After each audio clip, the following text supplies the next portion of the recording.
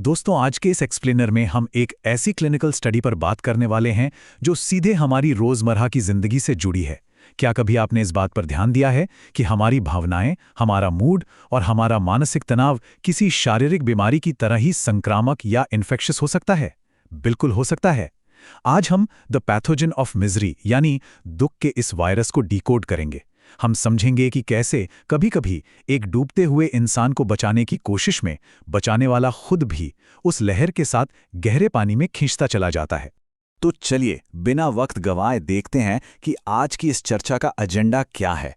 पहले हम समझेंगे द कंटेजियन ऑफ मिजरी, फिर आएगी लोला मॉन्टेस की एक हैरान करने वाली केस स्टडी। उसके बाद हम देखेंगे एनाटॉमी ऑफ एन इन्फेक्टर और आखिर में इस बीमारी का इलाज यानी द एंटीडोट, पॉजिटिव एसोसिएशन।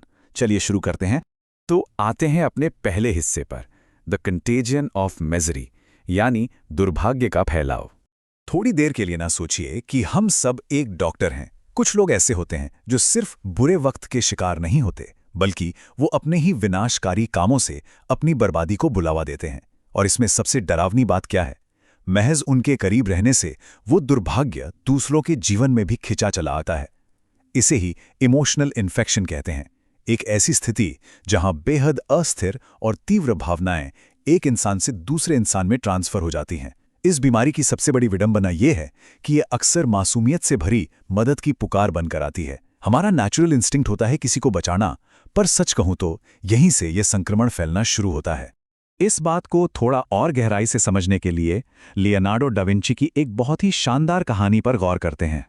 एक मजबूत दीवार ने दया खाकर एक छोटे से बीज को अपने पत्थरों के बीच पनाह दी, लेकिन जैसे जैसे वक्त बीता वो बीज एक पेड़ बन गया। उसकी जड़ें मोटी होती गईं और आखिरकार उसने उस प्राचीन दीवार के पत्थरों को ही फाड़ कर रख दिया। ये रूपक हमें ये कड़ी सच्चाई सिखाता है कि कैसे किसी टूटी हुई चीज को पनाह देने का एक नेक इरादा आखिर में पनाह देने वाले को ही खत्म कर देता है। अब बढ़ते हैं अपने दूसरे हिस्से की तरफ, लोला मॉन्टेस की केस स्टडी। अब थ्योरी से निकलकर हिस्ट्री के पन्नों से एक असली केस स्टडी देखते हैं। ये वाकई किसी थ्रिलर से कम नहीं है। 1840 के दशक में पेरिस में एक औरत आई।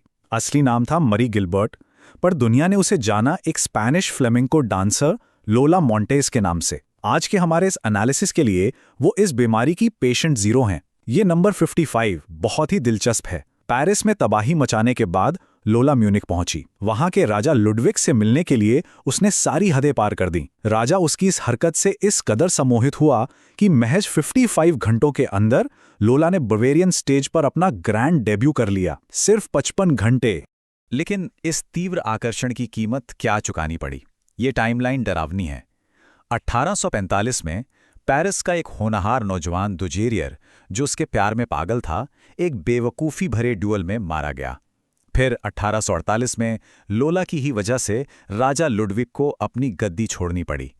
1850 के दशक में जॉर्ज हील नाम का एक यंग आर्मी ऑफिसर उससे शादी करने के बाद पूरे इंग्लिश सोसाइटी से निकाल दिया गया और गरीबी में मारा गया।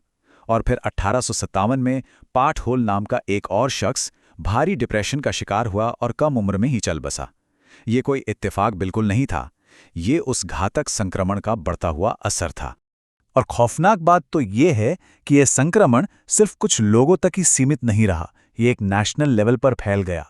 बवेरिया जैसे शांत और स्थिर साम्राज्य में दंगे भड़क गए। राजा के अंधे प्यार और लोला की मनमानियों की वजह से छात्र सड़कों पर उतर आए और नारे लगाने लगे, राउट स्मिथ लोला, जिसका मतलब है लोला को बाहर निकालो। सोचिए, एक अकेली औरत के असंतुलित स्वभाव ने पूरे एक देश को अराजकता की आग में ढकेल दिया था। तो चलिए अब आते हैं तीसरे हिस्से पर, एनाटॉमी ऑफ एन इन्फेक्टर। एक घातक वायरस आखिर काम कैसे करता है? हिस्ट्री की इन घटनाओं से हटकर अब थोड़ा इस क्लिनिकल पैथोलॉजी को समझते हैं। ये घातक सामाजिक वायरस काम कैसे करता है? एक इन्फेक्टर या संक्रमित करने वाले की पहचान क्या है? देखिए, ऐसे लोग हमेशा खुद को एक विक्टिम की तरह पेश करते हैं।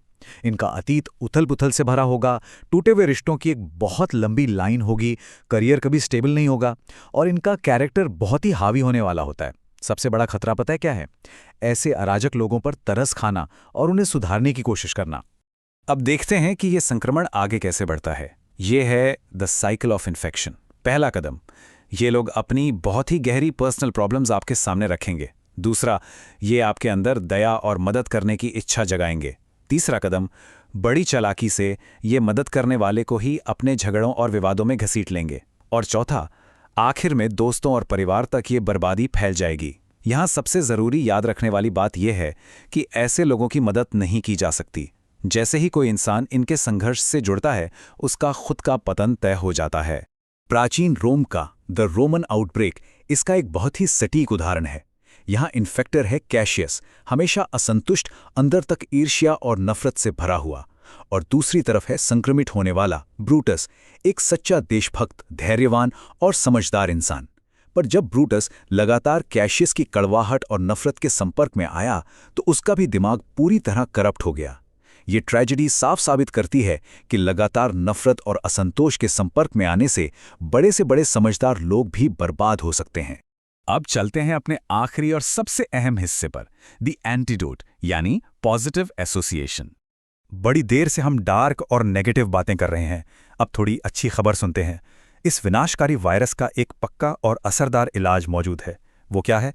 नेगेटिव लोगों से पूरी तरह दूरी और जानबूझकर पॉजिटिव लोगों की संगत में रहना। इसे हम इमोशनल ऑस्मोसिस कह सकते हैं। जैसे नेपोलियन बोनापार्ट को ही ले लीजिए। वो स्वभाव से काफ़ी सख्त और रूखे थे, पर उन्होंने बड़े ध्यान से अपने मंत्री तैलीरांड को हमेशा अपने करीब रखा। क्यों? क्योंकि तालीरांड अपने आकर्षण, शालीनता और हाजिर जवाबी के लिए मशहूर थे। नेपोलियन चाहते थे कि इस ऑस्मोसिस के जरिए वो तालीरांड की ये खूबियां खुद में सोख लें और अपना रूखापन दूर कर सकें। यहीं से निकलकर आता है the rule of positive affinities, यानी सकारात्मक जुड़ाव का नियम। नियम बड़ा सिंपल सा है। अगर उदासी को दूर करना है तो खुशमिजाज लोगों की तरफ आकर्षित होइए। कंजूसी का इलाज करना है तो उदार और बड़े दिल वाले लोगों के साथ रहिए। स्ट्रैटेजी ये कहती है कि कभी भी ऐसे लोगों के साथ मत रहिए जिनकी कमियां आपके जैसी ही हों, वरना वो आपको उसी दलदल में रोके रखेंगे। इसके बजाय हमेशा उन लोगों को खोजिए जो आपके चरित्र को ऊपर उठाते हैं। 11वीं सदी की एक बहुत पुरानी और खूबसूरत कहावत है, ध्यान दीजिएगा। क्या आपने कभी देखा है कि कैसे तिल के तेल को जब गुलाब या वायलेट के फूलों के साथ मिलाया जाता है तो वो सिर्फ तिल का तेल नहीं रह जाता। ये रूपक हमें याद दिलाता है कि हम इंसान अपने आसपास के माहौल, वहाँ के लोगों के मूड और उनके विचारों को सोखने के लिए कितने सेंसिटिव हैं। सच तो ये है कि हम जिनके साथ अपना वक्त बिताते हैं, हमारी पहचान भी बिल्कुल वैसी ही बनने लगती है। और आखिर में 17वीं सेंचुरी के दार्शनिक बाल्तजार ग्रासियान के इस बहुत ही गहरे विचार के साथ इस चर्चा को खत्म करते हैं। किसी दूसरे के दुख से मत मरो।